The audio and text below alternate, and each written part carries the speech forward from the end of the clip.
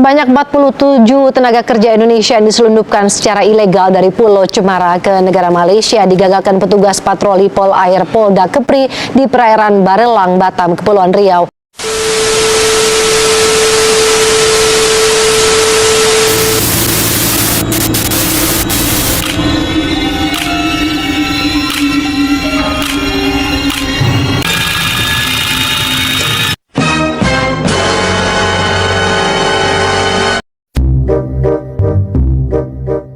Alvin, seseorang yang sudah 2 tahun lulus dari bangku SMA dan belum mendapatkan pekerjaan, mengakibatkan Alvin harus sesegera mungkin mendapatkan pekerjaan, sehingga ia mencoba mencari pekerjaan melalui media sosial.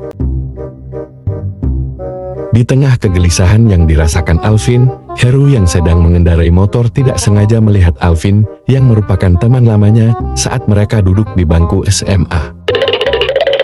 Woi, lagi santai kawan. Dulu kita masih remaja, usia anak SMA.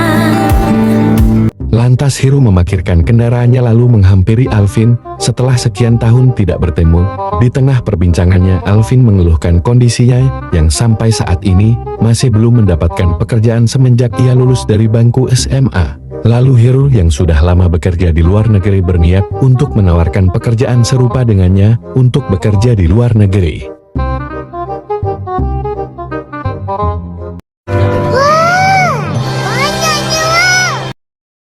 Dan inilah awal mula kehancuran kehidupan Alvin. Beberapa minggu setelahnya, dengan tidak berpikir panjang, Alvin yang dengan senang mendapatkan pekerjaan di luar negeri, ia segera mempersiapkan diri untuk dapat berangkat ke luar negeri.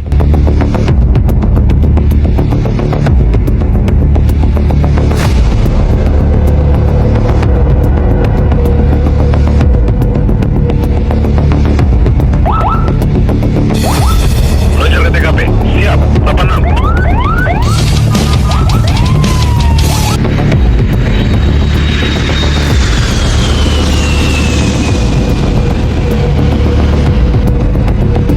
Setibanya di luar negeri, Heru yang terlebih dahulu berada di sana, tepatnya di rumah majikan, menyambut kedatangan Alvin.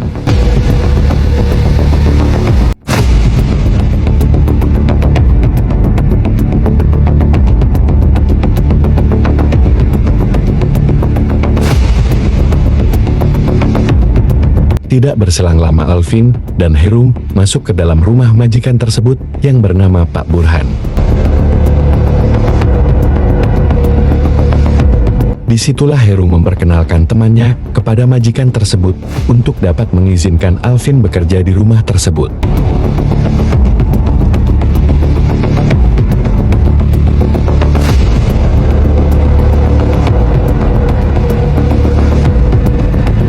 Namun, naas, pekerjaan yang diterima Alvin tidak sesuai dengan apa yang Alvin harapkan. Ternyata Alvin mendapat perlakuan yang tidak menyenangkan, seperti perbudakan dan penyiksaan.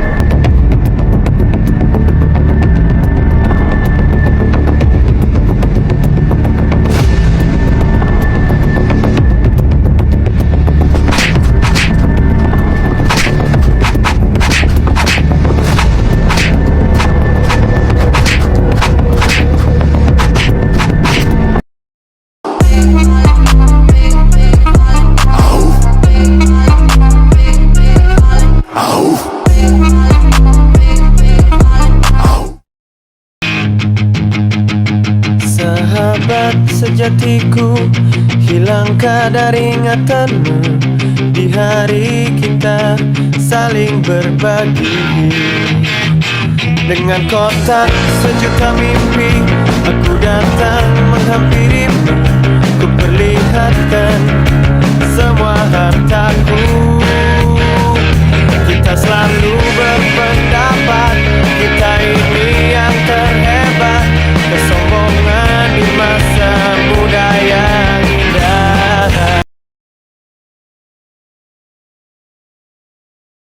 Kami dari Kelompok 9. Let's get go to the beach, eat, let's go get a wave. They say what they gonna say. Have a drink, clink, found a Bud Light. Bad bitches like me, it's hard to come by. The Patron, let's go get it down. The sound, yes, I'm in the zone. Is it 2, 3? Leave a good tip. I'ma blow all of my money and don't give two I'm on shits. the floor. I love to. Ну, аук ща включу. Все мои волки делают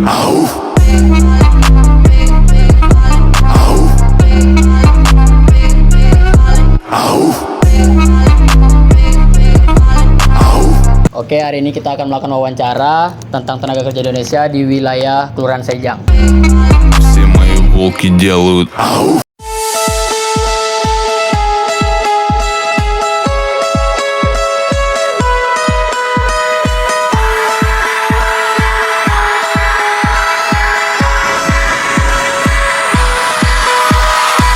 We always dreamed about this better life, this better life. We always felt it coming all along, yeah, all along. We got the keys to open paradise, yeah, paradise. Now let's go walking hand in hand. Come on, baby, we can hit the lights, make the wrongs turn right. We can smash the club, make the pop go rock. With a love this deep, we don't need no sleep, and it feels like we could do this all night. We could do this all night. Yeah, everything is alright. We got the keys to open paradise, yeah, paradise. It feels like we could do this all night. Jadi Pak, sebelumnya saya izin memperkenalkan diri saya. Saya Laude Agung, dengan 3 rekan saya ini ada Deo, Arsi, dan Jihan. Kami ini merupakan mahasiswa Universitas Maritim Raja Ali Haji, program studi ilmu hukum.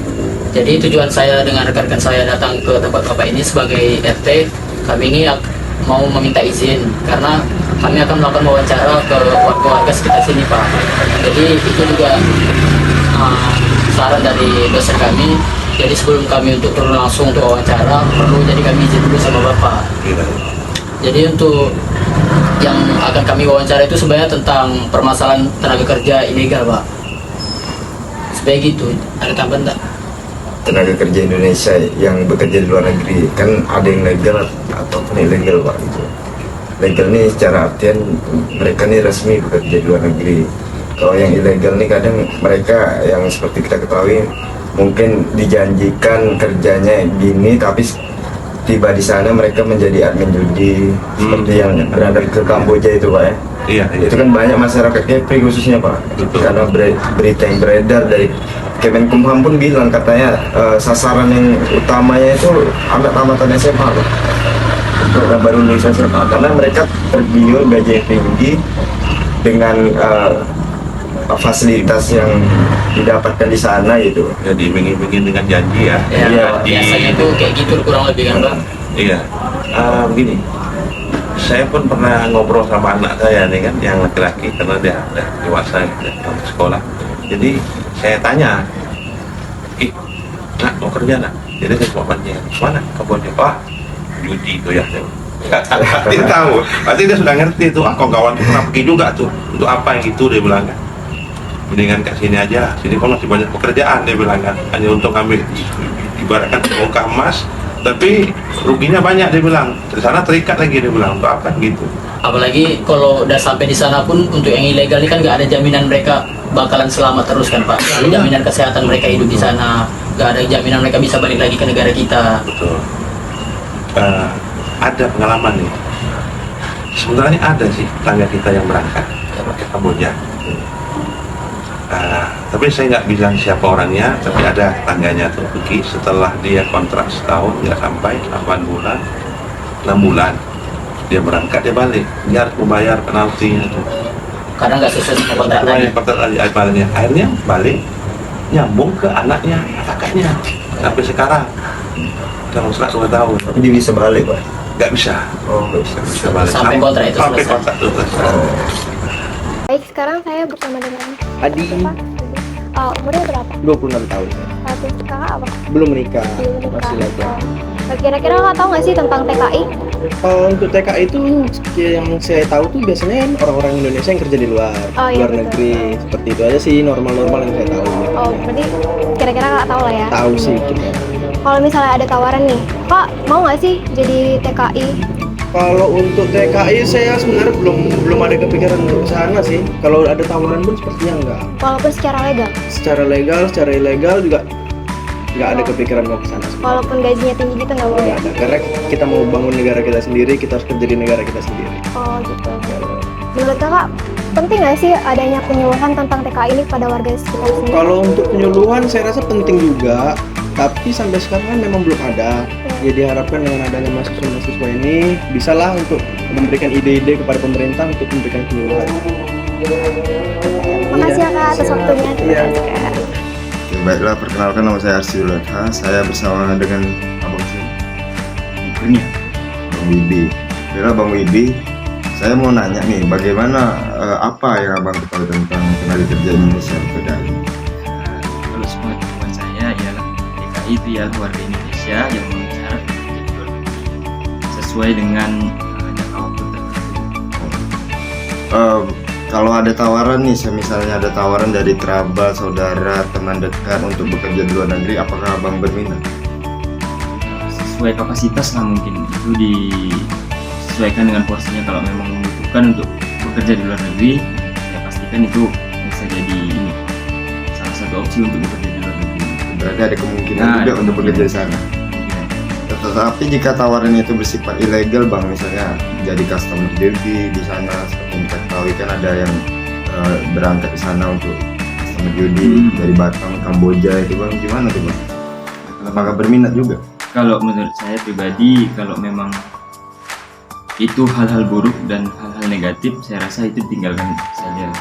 Nah, untuk bekerja menjadi TKI, saya pikir itu lebih baik dilakukan dengan hal-hal positif. Perlu nggak adanya penyuluhan dari pemerintah tentang TKI ini? Perlu, saya rasa perlu kalau memang penyuluhan mengenai TKI, karena itu apa ya, melakukan survei lah supaya tidak ada ini. Mencegah juga ya, supaya tidak ada salah pahaman gitu nantinya. Terima kasih Bang ya. Selamat malam Bang. Perkenalkan nama saya Delia Ruba, saya dari Universitas Maritim Raja Ali Haji. Tugas wawancara ke warga sekitar kan. Sebelum boleh perkenalkan nama Bang siapa, status apa ya, pekerjaannya Bang. Oke baik, terima kasih atas pertanyaannya. Perkenalkan nama aku Rian, aku bekerja sebagai freelance. Oke, itu aja. Baik, Abang. Saya ada beberapa pertanyaan tentang ini. Abang tahu nggak apa itu TKI? TKI? Tadi kurang dengar sih Bang, tapi kurang tahu ini. Jadi TKI itu kan tenaga kerja Indonesia. Itu ada yang bekerja secara ilegal dan ada yang legal kan. Kalau legal itu sesuai prosedur pemerintah, sesuai hukum yang berlaku. Kalau ilegalnya dia hanya melalui calo-calo atau melalui teman-teman dekatnya. Abang ada nggak rencana bekerja secara ilegal gini? Oh, kalau secara ilegal mah itu pasti nggak aman Bang. Mau tawarannya pasti kan? Walaupun ada kesempatan dari keluarga atau orang terdekat Abang nawari, pasti akan mau Bang. Mau ya. Menurut Abang perlu nggak dilakukan sosialisasi atau penyuluhan kepada masyarakat terkait TKI ini? Kalau menurut saya pribadi ya perlu sih, agar kita bisa antisipasi ya, ada masalah lebih mengerti ya. Yang mungkin itu saya yang bisa. Nah, Bang, sekian, terima kasih Bang. Baik, perkenalkan nama saya Laude Agung, saya Universitas Maritim Raja Ali Haji, program studi ilmu hukum. Baik, sebelumnya saya kenal dulu dengan Abang siapa Bang? Abang Firmode Bang. Umur Abang berapa Bang? Umur 20. Umur 20. Alamat? Alamat di Sejong. Oke Bang, jadi tujuan saya bikin video ini, saya izin untuk beri pertanyaan sama Abang. Yang pertama tuh, Abang pernah dengar TKI tak Bang? Pernah Bang. Nah, kalau dari Abang sendiri, apa sih yang Abang ketahui tentang TKI Bang? Kalau TKI itu menurut saya Bang, pekerja Indonesia, orang Indonesia yang bekerja di luar negeri Bang. Ya, itu ada jangka waktu tertentu untuk menerima upah. Ya, sebenarnya itu sudah betul Bang. Jadi itu pekerja TKI itu ada terbagi dua Bang, ada yang legal dan ilegal.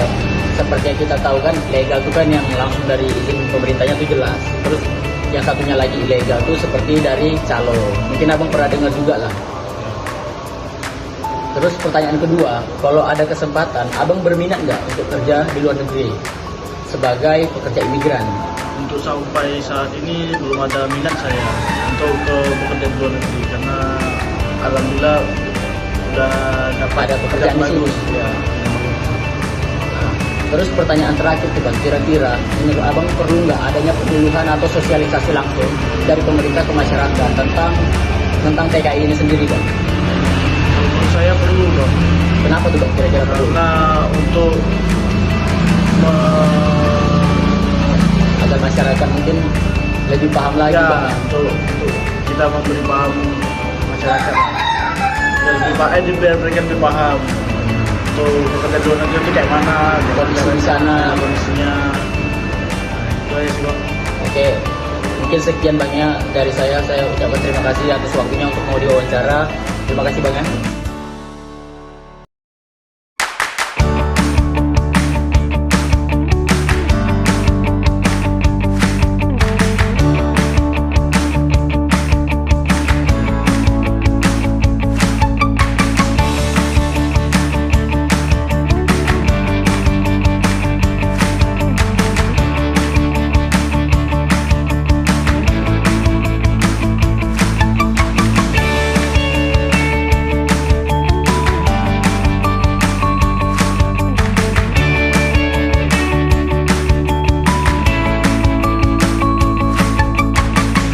When tomorrow comes, I'll be on my own, feeling frightened of the things that I don't know. When tomorrow comes, tomorrow comes, tomorrow comes. And though the road is long, I look up to the sky, and in the dark I found lost hope that I won't fly.